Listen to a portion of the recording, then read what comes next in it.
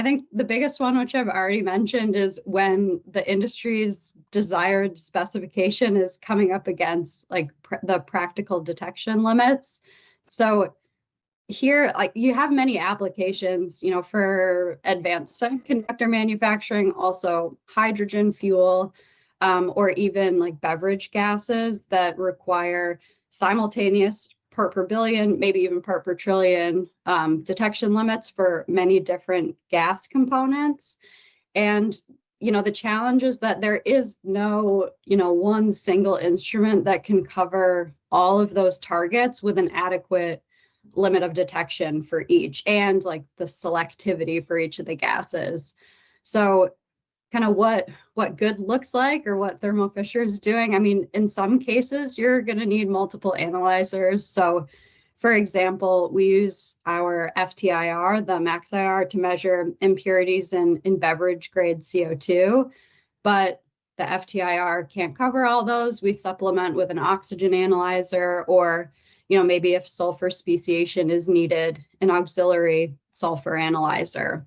And, we have an integrated solution for that, which is called the MaxBev. Beyond kind of the, detection limits, I mean, a big challenge is sampling system artifacts. So that's the like absorption or memory effect that I spoke of before. It is really challenging because at ultra trace levels, surfaces, can, adhere or generate analytes like HCl, ammonia, etc. And that can cause false alarms, false lows, and very long response times. We recommend to our customers like materials for their application. So, passivated components kind of end to end in the gas handling. That would include your gas cylinder, your regulators, like valves, lines.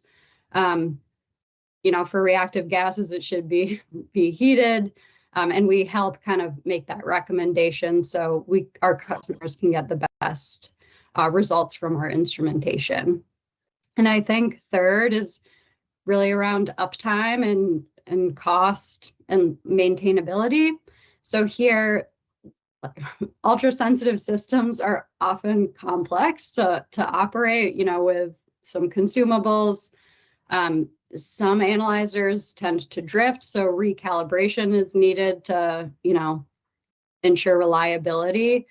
Here, I mean, we recommend like platforms for these types of applications with very low drift.